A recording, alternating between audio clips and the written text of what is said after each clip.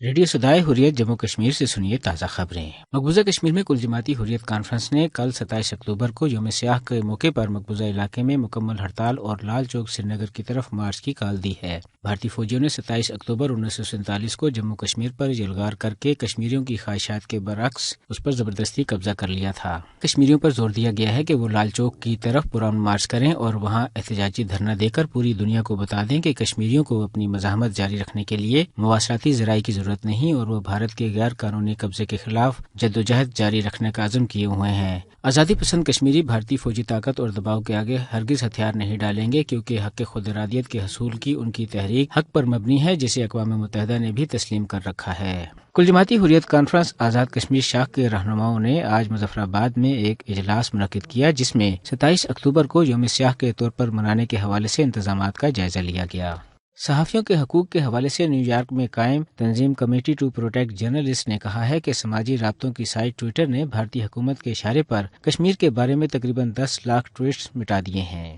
امریکی اراکین کانگریس نے مقبوضہ کشمیر کی اب تک صورتحال پر سخت تشویش کا اظہار کرتے ہوئے بھارتی سفیر کو خط لکھا ہے، جس میں سخت سوالات کا جواب طلب کرنے کے ساتھ کہا گیا ہے کہ بھارت مقبوضہ کشمیر کے حوالے سے جو معلومات فراہم کر رہا ہے وہ زمینی حقائق سے کافی مختلف ہیں۔ اس کے ساتھ ہی خبریں ختم ہوئیں۔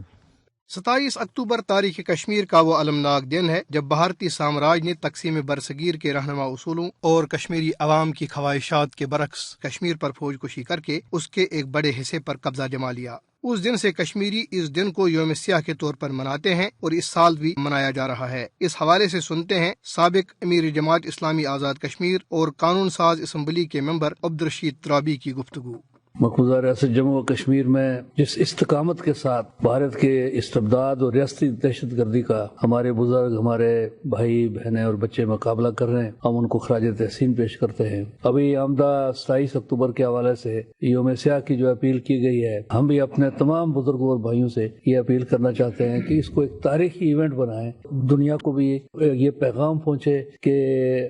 کشمیری تنہا نہیں ہے اور ان کی ذمہ داری ہے کہ اس دیرینہ مسئلہ کو حل کرنے کے لیے اپنے اس مطلوبہ کردار کو ادا کریں، جس کا تقاضا کیا گیا ہے اقوام متحدہ کی قراردادوں کے اندر۔ آپ دیکھیے کہ وہاں پر لوگ جس طرح سے جانیں دے رہے ہیں، اپنے بچے قربان کر رہے ہیں، اپنے مال اور اسباب انہوں نے نظر کر دیے اس تحریک کی خاطر، اس تحریک کے ساتھ یکجہتی کے لیے کم از کم ایک دن ہم اللہ کے راستے میں قربان کریں۔ تو اس عظیم الشان تحریک کے اندر جو نوشتہ دیوار ہے کہ انشاءاللہ فتح سے ہمکنار ہوگی۔ اگر بھارت کا 72 سالہ ظلم و جبر کشمیریوں کو اپنی حق خود ارادیت کی تحریک سے دستبردار نہیں کرا سکا تو یہ بھارتی حکمرانوں کے لیے ایک نوشتہ دیوار ہے جس کو پڑھنے کی ضرورت ہے۔